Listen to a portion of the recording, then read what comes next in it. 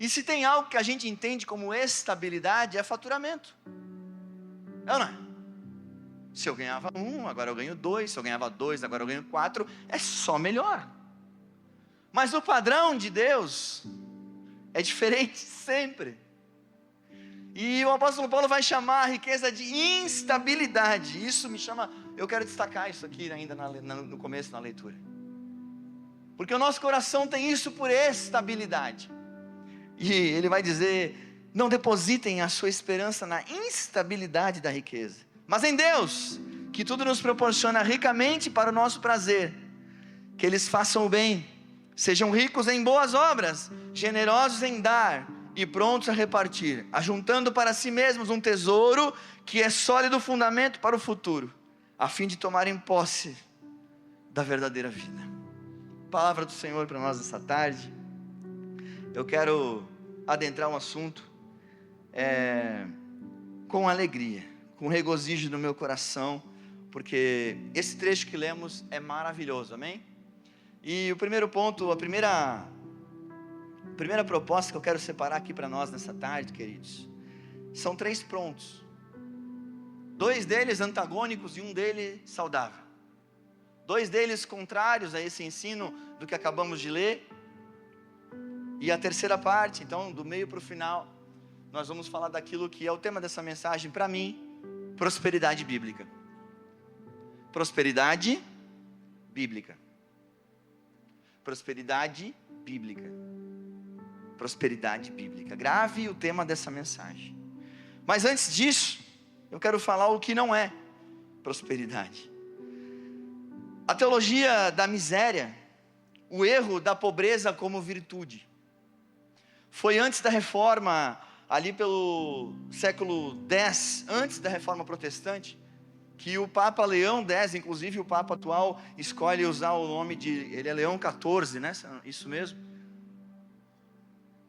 Ele escolhe, e eles escolhem isso, queridos, para quem é ex-católico aqui sabe, é de acordo com várias similaridades de ensino que aquele Papa do passado tem, várias linhas de pensamento, mas o foco não é esse. O foco é que naquele tempo surge Francisco de Assis, também na sequência, e que vem com essa teologia da pobreza, de quanto mais miserável a gente ser e tudo a gente der para a igreja, isso é honrar a Deus, isso é ter algum tipo de mérito com os céus. E eu estou aqui para dizer para você nessa tarde que isso é mentira, isso infelizmente é falso. Eu não estou aqui para atacar nenhum tipo de instituição, porque eu não me sinto levantado para isso, eu me sinto levantado para pregar o Evangelho da verdade, amém? Mas o Evangelho da verdade, historicamente, Lutero, Calvino mostraram para nós que era um pouco diferente do que o século X, o século XI, o século XII, o século XIII e o século XIV apresentavam. A reforma protestante vem na virada dali do século XV para o XVI, em 1517, e em Calvino, inclusive ele tem uma obra que se chama Humanismo Social, que tem muito ensino saudável a respeito de finanças à luz da Bíblia. Mas então, primeiro a gente tem que entender, ali na parte B do versículo 17, quando diz Deus, tudo nos proporciona ricamente para o nosso prazer. Ou seja, Deus não é um Deus de pobreza que diz para eu e você trabalharmos, doarmos tudo e vivermos com uma roupa inferior só para dizer que por isso a gente tem uma espiritualidade melhor, ou maior ou superior. É como se houvesse uma arrogância, uma soberba, uma prepotência, um senso de meritocracia em ser e ter menos. Estão comigo? Esse é um ensino que não procede, que não tem acordo com a palavra de Deus, porque Deus diz aqui que o fruto do trabalho honesto é resultado da bênção dele. Então eu e você termos saúde, podermos trabalhar é bênção de Deus, e o fruto do nosso trabalho é bênção de Deus. Amém, queridos? Amém. Trabalho e generosidade fazem parte do plano divino, e nós precisamos entender isso. Coloca para mim Efésios 4, 28, instrução dos céus ao meu e teu coração. Aquele que roubava não roube mais, pelo contrário, trabalhe, fazendo com as próprias mãos o que é bom, para que tenha o que repartir com o necessitado. Olha para que é o processo. A gente começa a aprender finanças e generosidade quando a gente começa a entender que o que eu nasci para ganhar, aquilo que eu nasci para ter, eu também nasci para repartir e compartilhar. Calvino vai falar sobre isso na sua obra em Humanismo Social também. Ele vai pegar essa riqueza de Efésios 4:28 e vai trazer para uma aplicação de conhecimento daquilo que deve ser feito contra aquilo que não deve ser feito. Deus nos dá sustento para viver e semente para semear. Tem coisa que foi feita para comer, tem coisa que foi feita para dar. A gente tem que cuidar para não reter semente, aquilo que é para a gente cooperar. Exemplo, um dos exemplos é cooperar com a obra de Deus na terra e financiar a obra de Cristo até que Ele venha. Financiar as igrejas, e eu falo no plural para não ser só sobre a nossa, amém? Mas um dia, eu já parei para pensar nisso. Eu fui crente 13 anos sem doar R$1 na igreja. Do meus 5 aos 18, Felipe. Eu ia na igreja com meu pai, e tinha um monte de cara que cooperava naquela igreja. Um monte de irmãos, de crentes, que financiaram aquela igreja, que por 13 anos eu sentei, usufruí do ar-condicionado, estão comigo? Da palavra, pastor Gilmar do Werner, que cresceu, que deu a sua vida para lá, e está lá até hoje, está lá em Brusque ainda, graças a Deus, passou e venceu um câncer, meu primeiro pastor. Mas eu parei para pensar, quando eu tinha tantas teorias nos meus 18 anos de idade, e comecei de fato a dizimar o recurso que eu ganhava R$600 por mês, glória a Deus, né, pelo meu primeiro trabalho, e eu dizimava, e eu comecei, cheio de ressalvas, fazendo faculdade de administração, mais isso, mais aquilo, mas não tem mais nada. Ganhar é sobre repartir e dar aquilo que não é nosso, é devolver para Deus. O meu sogro ensina isso para nós. Meu sogro diz: ninguém dá o dízimo, a gente devolve, é do Senhor. Então Deus dá sustento para viver e semente para semear, e a gente não pode matar as sementes, porque estamos aqui com um propósito, e o propósito é não agradar o coração do homem, mas agradar o coração de Deus, o coração do Pai. Que Ele veja que o dinheiro está no nosso bolso e não no nosso coração, que o governo está nele, como eu e você cantamos aqui. E essas canções, as letras delas hoje mexeram muito comigo, porque eu considero que todas elas têm algo a ver com a palavra. Vem Jesus e toma o teu lugar no meu coração. E eu já fui muito avarento, querido, estudando administração, meu Deus do céu. Você fica louco achando que vai ficar rico aos 22 anos, com essas ambições que levam à perdição e são nocivas, o apóstolo Paulo vai dizer. E de fato o é, porque você vive, a Bíblia diz: não andeis ansioso por coisa alguma, basta cada dia seu próprio mal. E muitas das vezes, quando a gente está acelerado, como os coaches da nossa geração gostaram de trazer, eu gosto de falar o que eles falam, né? Acelerar o quê, irmão? Tomar banho de gelo às 5 da manhã. E eu falo isso aqui na igreja, Felipe, para depois eles venderem aqueles cursos que uma pessoa da minha família uma vez pagou R$10.000 para aprender como ficar rica.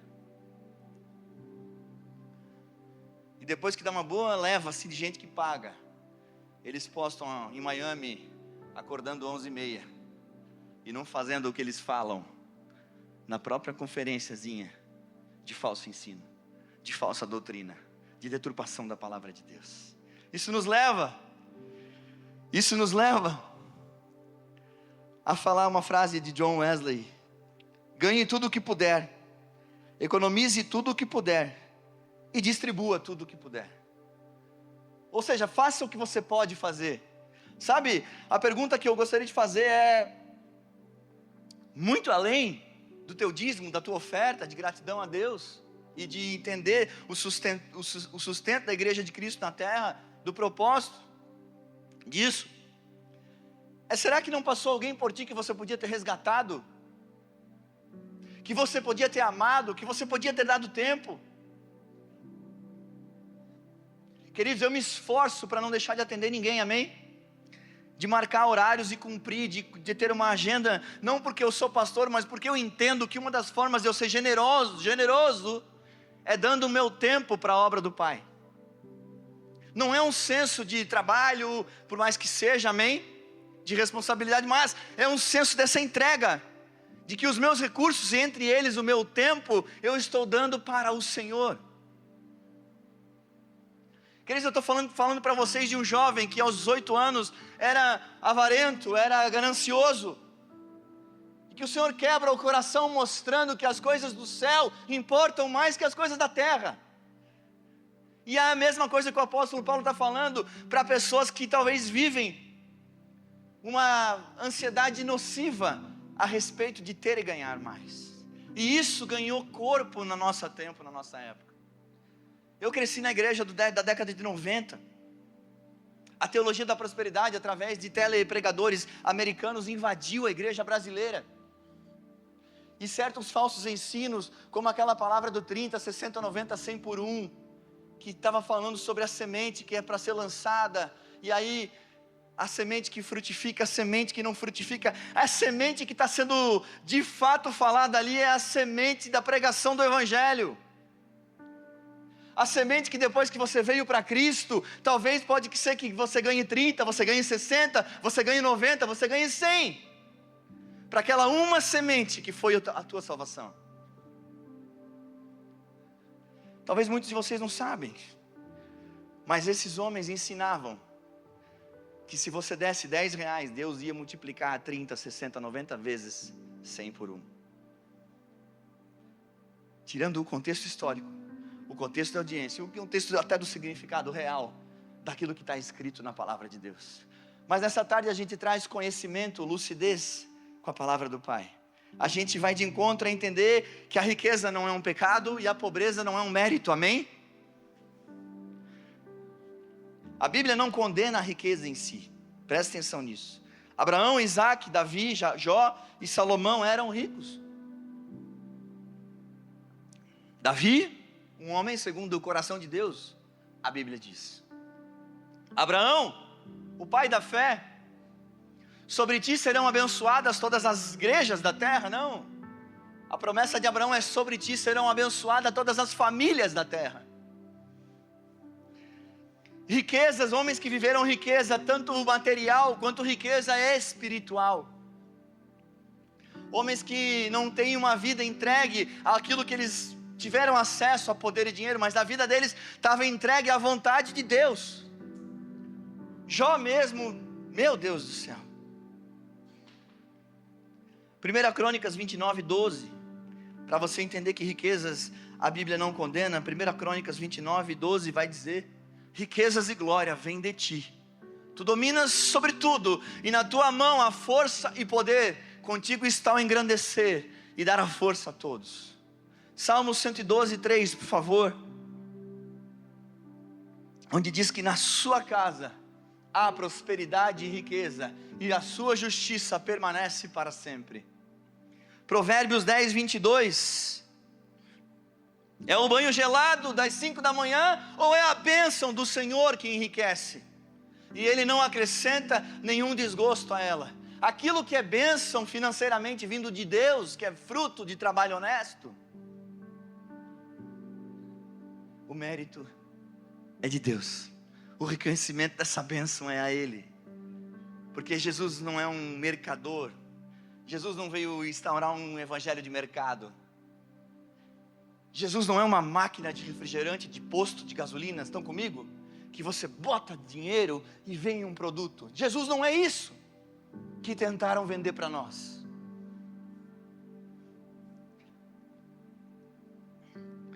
Isaías 1, 19, 20. Isaías 1, 19 diz: se estiverem dispostos a me ouvirem e me ouvirem, vocês comerão o melhor dessa terra. Mais uma prova de que a Bíblia não condena a riqueza. Salmo 62, 10. Uma advertência em Salmo 62, 10. Não confiem na opressão, nem ponham falsas esperanças na rapina. Se as riquezas de vocês aumentam, não ponham nelas o coração. O evangelho da verdade, o evangelho do reino, quer saber? Não é do que tem no meu e no teu bolso hoje, e nem do que vai ter daqui a 10 anos. quer saber do meu e do teu coração, irmãos? Quem que está no trono? Quem que governa? Nele o teu governo está. Ou será que eu sou igual um hamster naquela gaiolinha? Na correria. Porque a ganância e a ansiedade nociva me dominaram. E a grama verde do vizinho me incomoda. Eu não tenho inveja do meu vizinho, amém? Mas eu vou contar um negócio engraçado. Inclusive ele vem aqui na igreja, o Renan. Ele tinha uma moto. E eu gosto de moto, amém? Estou sem moto há 4 anos. 22 dias aqueles, né? Aí depois ele comprou uma segunda moto. E agora recentemente ele comprou uma terceira moto. E é uma mais legal que a outra, né? Aí eu não fiquei com inveja, amém, irmãos? Mas eu falei, glória a Deus, eu aqui precisando comprar a minha de volta. Tem todo um propósito porque eu não tenho moto. Amém, irmãos? Eu gosto de adrenalina mais do que da moto. Mas tem umas paradas que a gente precisa entender que não foi feita para nós. Mas por que eu estou falando isso? Porque meu coração é sarado. Eu falei, que legal que ele tem 3 motos. Que bênção, glória a Deus. Uma é de um estilo, outra é de outro. A outra é para trabalho. Gente que está resolvida com o que tem e com o que não tem. E olha para a bênção do outro e diz, uau, que legal. Porque o nocivo que leva à perdição é isso, queridos. É esse lugar de falta de contentamento. E o versículo 6, que a gente começou no começo da introdução do capítulo, diz, é a piedade com contentamento. Paulo vai dizer, tudo posso naquele que me fortalece. Aprendi a viver no pouco, mas também a viver no muito. Paulo foi preso, viveu em prisão de 1 por 1. Viveu no pouco, ganhou uma alimentação no máximo por dia. Pregando alegria na carta de Filipenses de dentro da cadeia.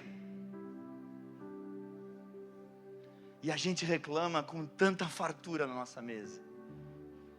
Eu não estou dizendo que tem ausência de desafio, que tem ausência de prova, não.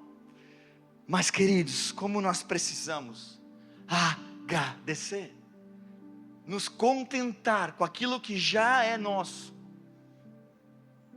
com aquilo que já temos, com a casa que já moramos, com o carro que já andamos, com a moto que já andamos, com a lotação, o busão que a gente anda.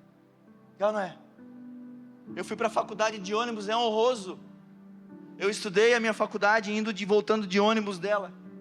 Glória a Deus que tinha um cara que aceita trabalhar, não é? Até meia-noite para levar estudante para casa. Eu ficava pensando nisso às vezes, ao invés de reclamar. E dizendo, Deus, amém, tem a empresa, tem o motorista. Esse cara tem mulher, ele podia estar na casa dele, mas ele está aqui levando gente da faculdade 10h30 da noite para casa. Ser grato, meus queridos, é um convite bíblico. Mas da não teologia da miséria para sim as bênçãos de Deus, a Bíblia mostra que a bênção vem dele. Eu quero entrar num tema delicado para alguns, não para todos, dos falsos ensinos, e mostrar para vocês, queridos irmãos, aonde que foi deturpado e usado para ensinar errado e falar em teologia da prosperidade, em aceleramento de propósito e esse tipo de coisa que a gente viu e vê até hoje sendo vendido nas livrarias, no Hotmart, em todo tipo de venda de curso eletrônico, querendo pegar a gente pela ganância, pela ambição desenfreada, por aquilo que é nocivo e leva à perdição, como diz o apóstolo Paulo. Coloca para nós Deuteronômio 28:8. Deuteronômio 28:8 diz, o Senhor determinará que a bênção esteja nos seus celeiros, e em tudo que colocarem a mão, Ele os abençoará na terra que o Senhor seu Deus lhes dá. Coloca o verso 13 agora para nós, o versículo 13. O Senhor os porá por cabeça e não por cauda, e só estarão em cima e não debaixo, se obedecerem aos meus mandamentos do Senhor seu Deus, que hoje lhes ordeno para os guardar e cumprir. E as duas declarações de Deuteronômio 28 foram usadas de forma deturpada para dizer que eu e você, que daí a pobreza é um pecado, que está errado também. É como se a pobreza fosse uma maldição. É como se não ter dinheiro ou a vida X, Y, Z, que alguém desenhou para nós que é boa, não é? Fosse um pecado. E se a gente não é tão possuidor assim, tem algo errado em nós. E eu já ouvi gente que falou assim na igreja brasileira. Tem algo de errado com esse cara. Misericórdia, queridos. O contexto de audiência aqui em Deuteronômio é o povo de Israel. O Senhor está fazendo uma promessa e vinha fazendo e cumprindo-a com eles há muito tempo. A terra é Canaã, não é os terrenos de Joinville. É ou não é? E aí eu tiro o texto do contexto e vira heresia. Vira bagunça. Vira salada mista. Vira igreja que não para de crescer, tá? Não para de crescer quem ensina isso. Por quê? Porque nós estamos diante de uma nação que tem ganância, que tem ambição nociva. Acreditem em mim. Tem lugares que ensinam esses ensinos, baseado nesses versículos, o 8 e o 13 do capítulo 28 de Deuteronômio. Deturpados, acelerando pessoas que elas serão ricas, elas serão abençoadas, se derem mais. E não param de crescer. Ah, pastor, tem ciúme? Não, tenho pena. Verdade. Porque eu conheço muitas vítimas disso. Muita gente que não encontrou contentamento no Senhor, não encontrou contentamento no Espírito Santo, na sua presença, não encontra contentamento em ler a sua palavra, não encontra contentamento nisso, mas precisa de que alguém abençoe a sua ganância. Misericórdia, que não sejamos eu e você, queridos. A teologia da prosperidade é um erro da riqueza como medida de fé. Estão comigo? Se tem muito, é porque é mais abençoado. Não é assim a métrica do Pai. Não é assim a métrica do Evangelho de Cristo. Riqueza como prova de fé, não. Pobreza como prova de maldição, não. O Evangelho não é um mercado. O Evangelho de Deus, o Evangelho do Reino, o Evangelho de Jesus Cristo é sobre a expiação dos pecados do mundo. Jesus veio à terra para morrer, ressuscitar e salvar eu e você dos nossos pecados. E isso nenhum dinheiro e nenhuma oferta financeira era capaz de fazer. A maior oferta de Deus para mim e para você é o Cordeiro de Deus que tirou o pecado do mundo.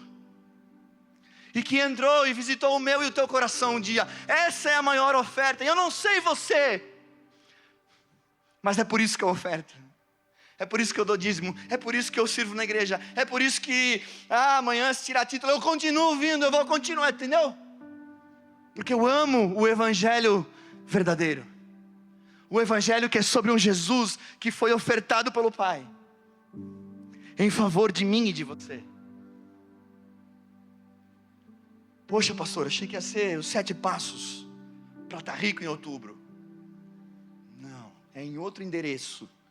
Não é aqui, nunca foi. Amém, igreja? Louvado seja o nome do Senhor. Advertências claras de Jesus e Paulo, eu separei aqui. A gente não trabalha para a vida eterna, lá em João 6,27, Mateus 6,19, 21, onde está o tesouro, ali está o teu coração. Tem gente que revela onde está o coração dele, porque meu Deus do céu, se o menino encostar no carro, vai levar uma surra, porque o ídolo é o carro. Asaf também vai falar de erros do nosso coração, queridos, e o conflito de Asaf, no Salmo 73, nós estudamos esse salmo num culto de domingo, aqui. A prosperidade de dinheiro mesmo, de sucesso financeiro do ímpio, do tempo de Asaf, incomodou o coração dele. Mas é o mesmo Asaf que no final do capítulo 73, do Salmo de número 73, perdão, Salmo não tem capítulo, que Asaf diz: entendi, a minha herança é o Senhor, e nas minhas aflições e dramas, eu tenho Ele. E o ímpio não tem ele.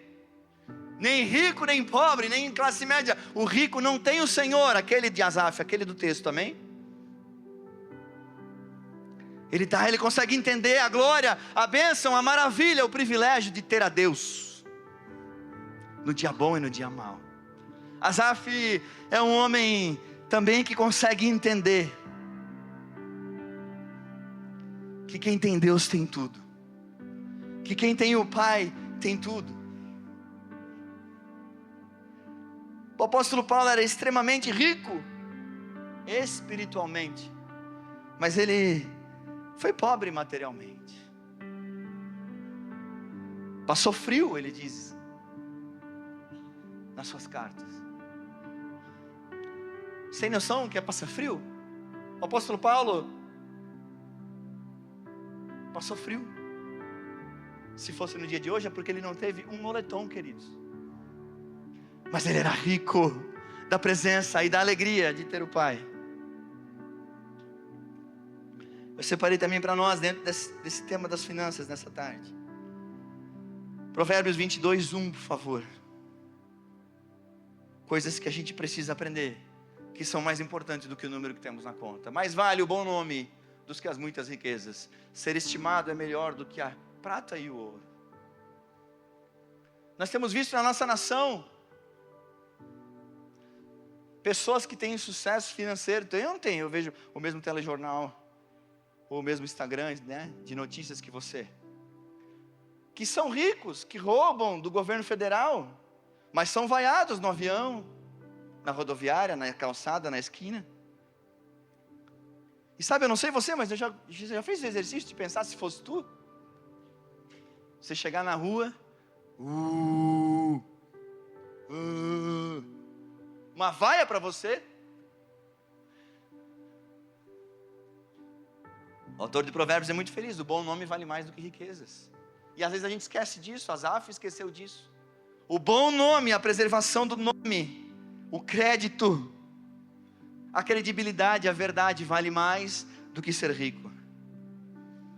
Provérbios 17:1 vai dizer para nós que a paz, primeiro o bom nome, marque isso, Provérbios 22:1, bom nome, verdades maiores do que o dinheiro, vale mais do que riquezas. Provérbios 17:1, a paz, melhor é um bocado seco e tranquilidade do que a casa cheia de carnes e brigas. A paz vale mais do que a fartura com contendas.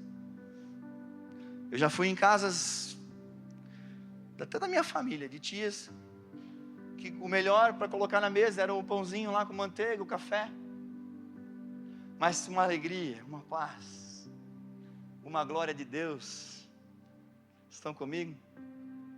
E eu já tive ambientes que tinha picanha maturada, que tinha do bom e do melhor na mesa, e os olhos do cidadão entregavam a infelicidade que ele vive.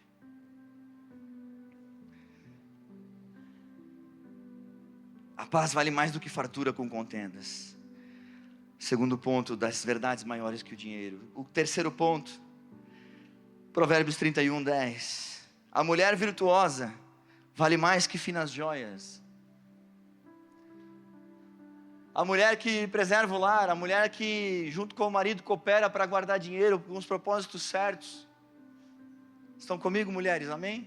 A mulher virtuosa é de virtude, de qualidades exímias, vale mais que finas joias.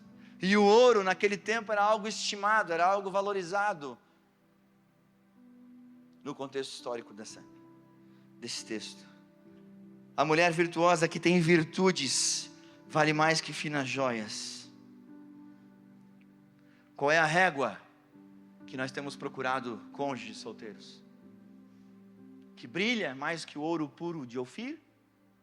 Ou que tem virtude? Ou que ama a Jesus mais do que a ela mesma e as coisas da terra, a Ele mesmo? Perceba isso antes de casar. Quem não ama Jesus solteiro, quem não ama a igreja de Jesus solteiro, não vai amar casado. Não é uma aliança no dedo que faz alguém amar Jesus. Provérbios 13, 7. O que eu falei antes. Tem pobres que são ricos e tem ricos que são pobres. Uns se dizem ricos sem terem nada. Outros se dizem pobres, tendo muita riqueza. A régua do Evangelho é outra. A régua do Evangelho não é a régua que tem sido apresentada para nós por falsos ensinadores do século 21. A prosperidade bíblica, então, indo para a nossa conclusão, dentro do nosso texto-chave, que é 1 Timóteo 6, a prosperidade bíblica é valorizar o que é espiritual acima do que é material. Sabe, queridos, eu conheço pessoas, vocês conhecem, vocês têm noção, na verdade, senso, normalidade, que eu conheço bastante gente, amém? Então nem sempre é daqui, estão comigo? Mas eu conheço um cidadão, de bem longe daqui, amém? Senão falar, eu acho que é alguém daqui, né? Aquelas coisas de pastor, não é daqui, amém? É de longe. Mas que orava a Deus por uma namorada, um homem, e queria uma mulher e tal. E impressionantemente, o dia que ele achou, eu nunca mais vi ele em igreja nenhuma. Nem naquele dia que ele ganhou uma mulher. E nunca mais. Foi para a teologia do Zeca Pagodinho. Deixa a vida me levar, vida leva eu. Ela é a teologia do Zeca Pagodinho, para quem não conhece. Vive a vida da própria cabeça, com a própria cosmovisão, da própria maneira de construir. Não sei se é família, porque não casou. Estão comigo? A prosperidade é valorizar o espiritual acima do material. Não é quando Deus me deu a bênção. Eu só queria a bênção de Deus, eu nunca quis o Deus da bênção. A gente precisa olhar para o nosso coração e enxergar se a gente quer o Deus da bênção ou só a bênção de Deus. Em algum momento, a gente se depara com essa verdade dentro do nosso coração. Segurança espiritual, então, é mais importante do que bens materiais. Segurança espiritual é mais importante do que bens materiais. Prosperidade é contentamento interior. Pouco é suficiente para viver. Felicidade não está no conforto exterior. Você já viu como você precisa pouco para viver? Já viu? Sabe quando que eu vejo que eu preciso de pouco para viver? Quando eu faço dieta. É ou não é? Eu acho que eu vou morrer no primeiro dia, não é? Eu olho para aqueles 2 ovos, a xícara de café sem açúcar. De manhã está tranquilo. Aí no almoço, 50 gramas de arroz, que não é nada. 50 gramas não é nada de arroz, não é? É absolutamente nada.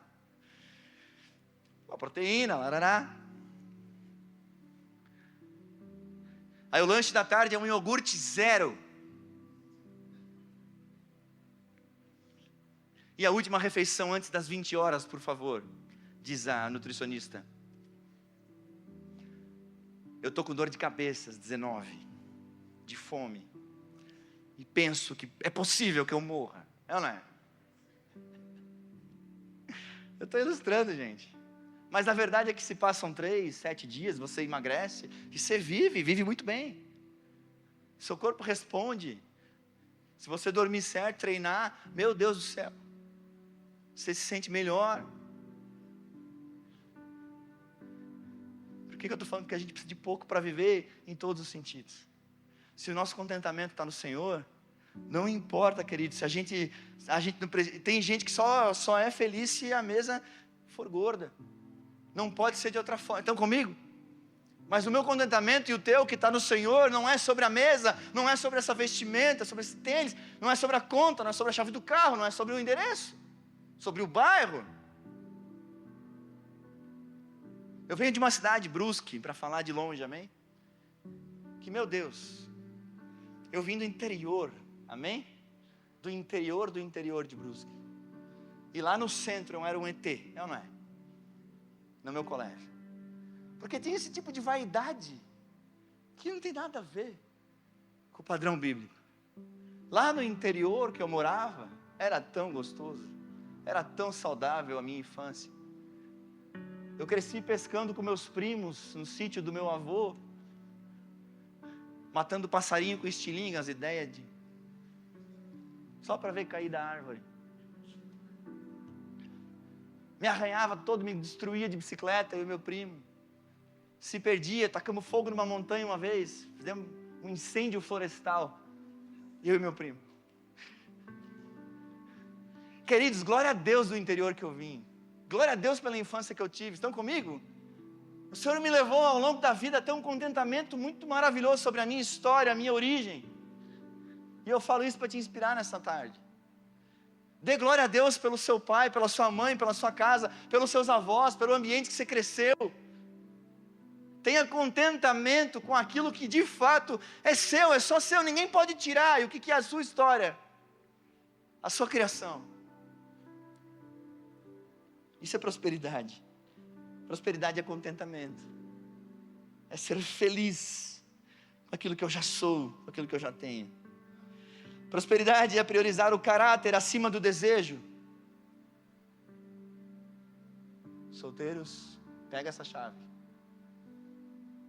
Prosperidade é priorizar o caráter acima do desejo. O amor ao dinheiro destrói a fé.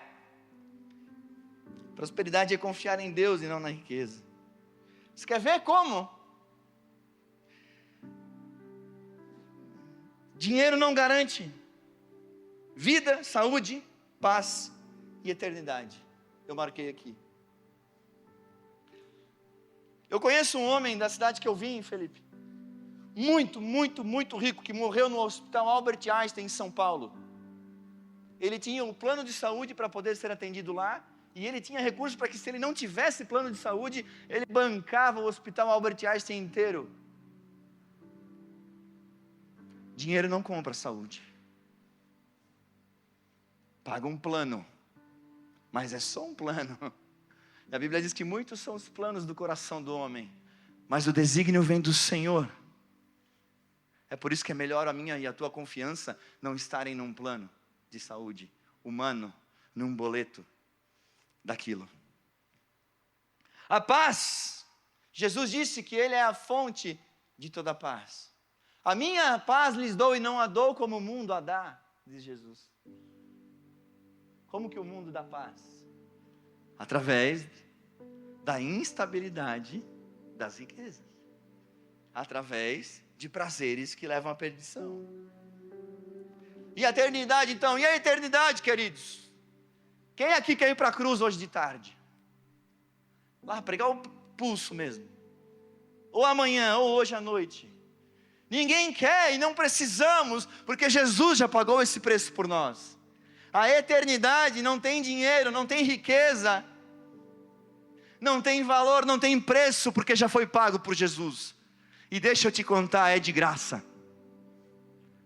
Não tem que fazer nenhuma troca por Ele, apenas render o coração, a mente, o espírito, e ser submisso e obediente a Ele. Santificar.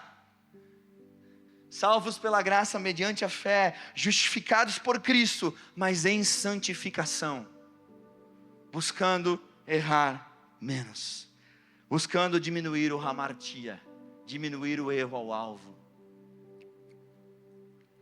E por fim, indo para a conclusão, quando o pastor vai para a conclusão, ele tem mais 7 minutos, amém? Prosperidade é repartir mais do que acumular. A alma generosa prosperará, diz Provérbios 11, 24. Dá e dar-se-vos-á, Lucas 6, 38. Prosperidade é investir nos tesouros eternos, e tesouros como firme fundamento. Tesouros no céu, como dito em Mateus 6, 19.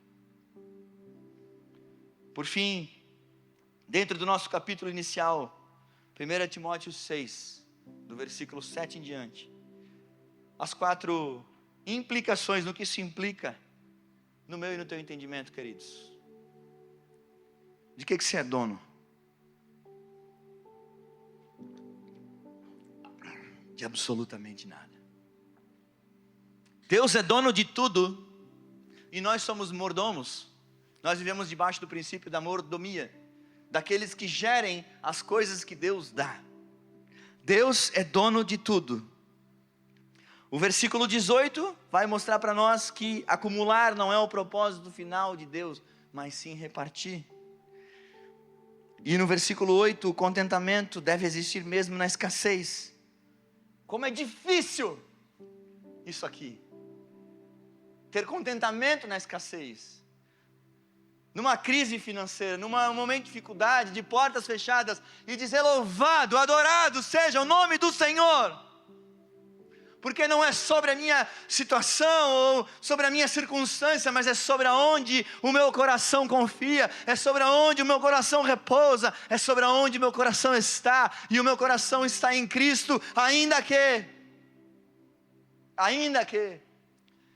a minha conta bancária seja um desafio, ainda que aquilo que eu planejei por todo um ano não aconteceu, aquilo pelo que eu trabalhei, aquilo pelo que eu busquei resultado, não deu aquele resultado, aquela meta.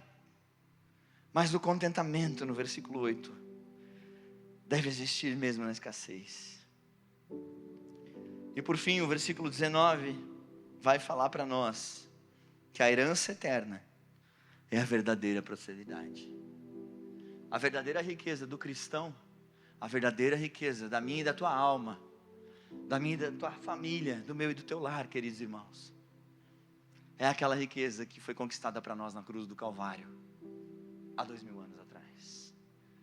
O Cristo morto e ressurreto, que nos salvou dos nossos delitos e pecados, que redimiu todo o pecado do passado e do futuro, e que eu e você com nenhum dinheiro do mundo teríamos a capacidade de redimir isto.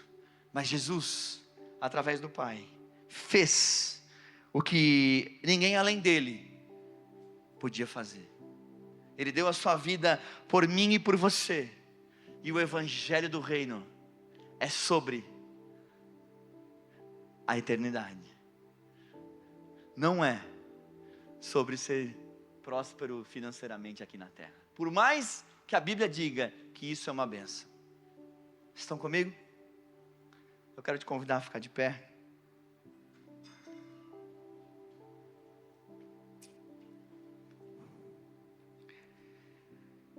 Eu quero convidar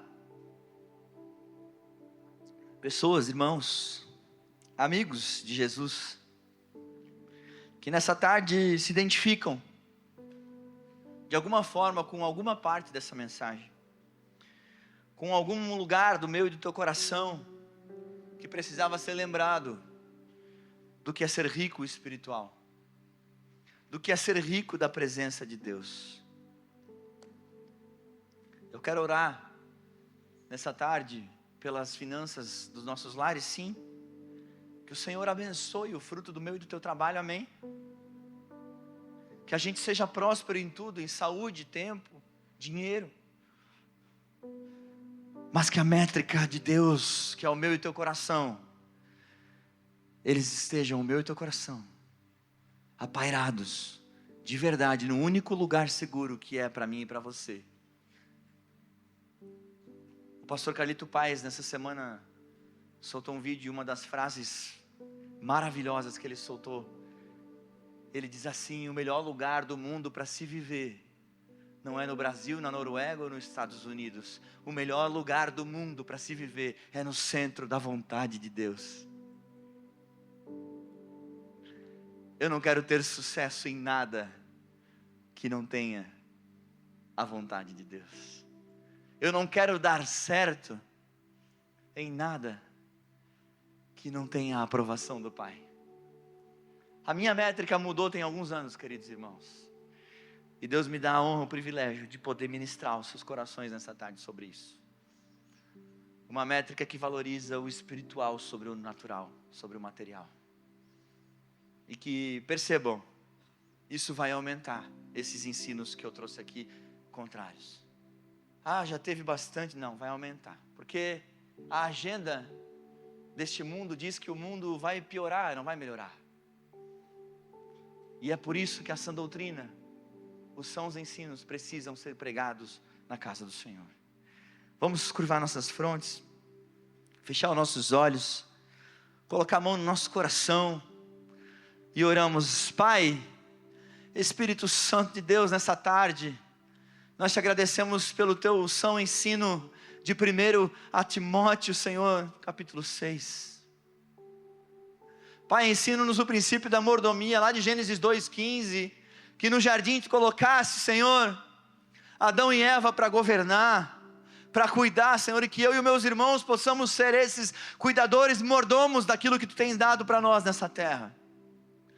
Pai, que o nosso povo e nós sejamos ricos em generosidade, Senhor, que nós possamos dar e repartir tanto quanto ganhamos, Senhor,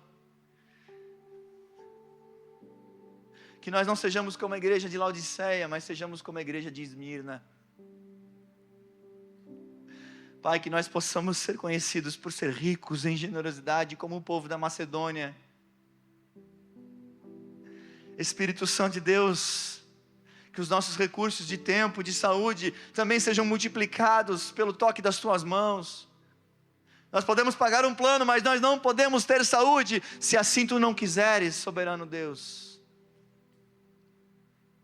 Nós clamamos nessa tarde por uma prosperidade bíblica nos lares dos Teus filhos dessa casa.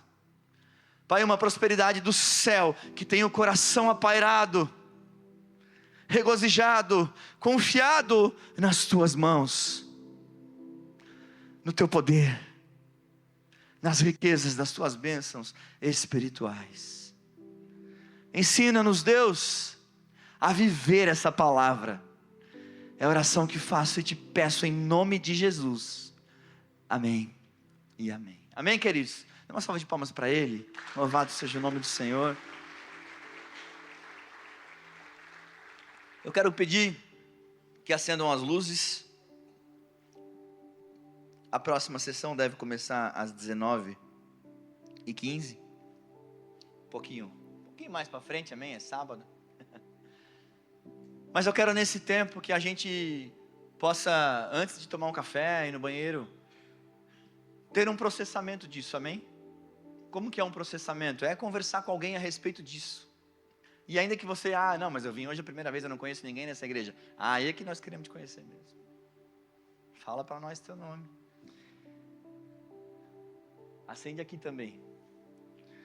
Para que a gente se conheça, a gente se veja, a gente tenha comunhão nessa tarde. Quando a gente voltar para a segunda sessão, amém? A gente volta se conhecendo um bocadinho mais, como diz o mineirão, não é? Vamos orar só encerrando esse culto.